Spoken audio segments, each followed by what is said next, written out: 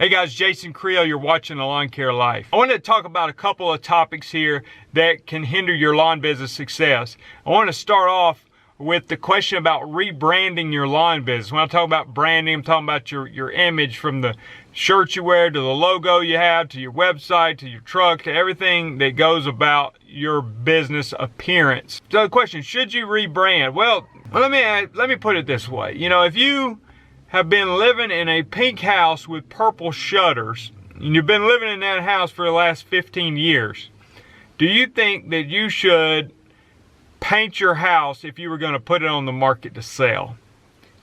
Now, this isn't a criticism about people with pink houses with purple shutters. If they like that color, that's fine. But if you want to sell it and command a little bit higher value, then I'm going to tell you that I believe it's going to be to your advantage to paint that house a more reasonable color that appeals to a broader range of people. As in, not 4-year-old girls who might like a pink house with purple shutters, but the rest of society who's actually looking to buy a house are probably not interested in that particular color. And I'm willing to bet if you've got a pink house with purple shutters, if you ask your neighbors to come over, they probably help you paint it for free, because you painting that house might actually help their home value as well. So let's turn that on to your lawn business. If you have a lawn care business and it's called Bubba's Weed Whackers, okay, and your logo is a cartoon guy and he's holding up a billy goat by his back legs eating the grass, is it time to rebrand that lawn business? Now, I exaggerate my point. I know yours is probably not that bad. But if you think about it and you think, you know what? I kind of threw this lawn business together and I just needed something to put on the side of my truck or on my business card. And I just, you know, it is what it is. It got me going. Just ask yourself, you know, if I upgraded my image, do you think I could get more business or maybe even a better quality customer that might be willing to pay a little bit more? Is my business image holding me back, just like a pink house with purple shutters is holding you back from getting maximum resale value for your house?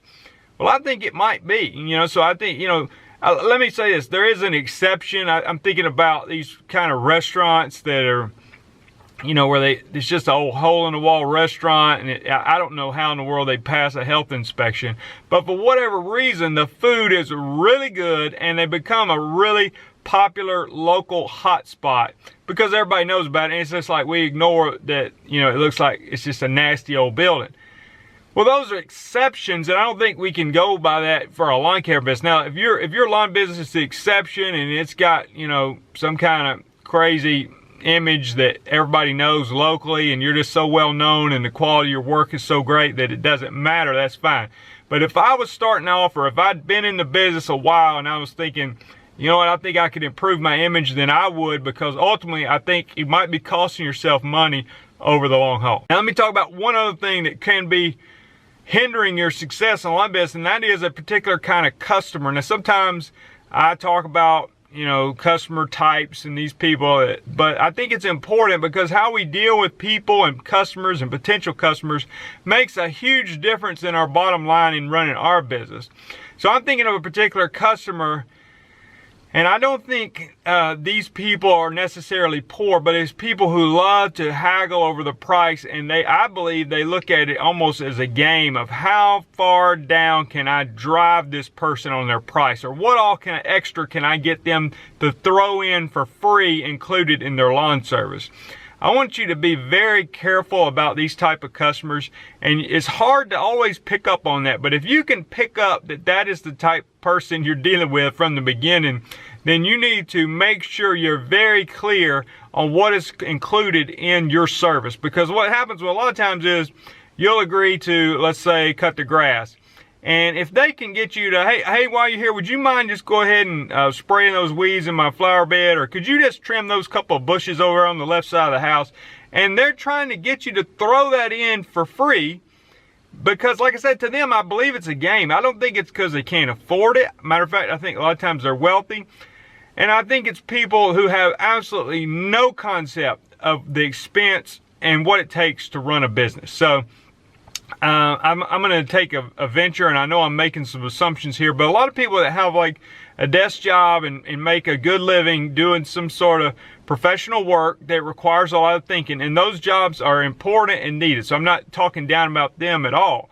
But sometimes I think they have some sort of elitist mentality that looks down on people who do more of a blue-collar job or manual labor. And they think, you know what, there's no way in the world I'm paying this guy anywhere close to what I make in my profession. Well, you know what, that's fine. But like I said, most of these times these people don't understand what it costs to run a business. And there's a lot of people who will pay us what we're worth, because the truth is it takes a lot of skills to be able to run a lawn care business, not just to be able to perform the work, but also the business side of it to be successful long term. I say don't let them discourage you. Keep your eye out for them. Another side of it is you as a lawn care business provider, make sure you're not doing that to other people. You know what I'm saying? So I'm may get frustrated with a customer who I feel like is trying to beat me down to my bottom dollar. And you can tell sometimes when they're getting 5 or 6 quotes, I'm like, really? I mean, at that point, it seems like it's only matters about the money and they're not talking about the quality of the work. So it's just frustrating when they do that. And sometimes I don't put that much effort into getting those customers because, you know what, I feel like somebody will probably come up with some gimmick to get them. But I'm not worried about that. I'm wanting the customers who understand that this relationship, business to client relationship, lawn business to customer, it has to work for both of us. You know, at the end of the day, I have to make money off of your yard. And you need to understand as a customer that I'm not a nonprofit organization. I am trying to make a profit. At the same time, I need to provide a service to you, to your satisfaction, at a reasonable rate. And if that works out for both of us, then we can have a long-term business-client relationship. If one side is not happy, then it's not going to work long-term. And it's not just the customer side. If you beat me down to a bottom dollar, you know, that you're the master negotiator, and I'm not, you know, talking about customer in my mind, I'm just saying I know these people are out there. If somebody has beat you down to a bottom dollar to where it's minimally profitable or not profitable at all, well then what you do is you just finally you realize, you know what, they got me on the negotiating and somehow I let them beat me down to my bottom dollar.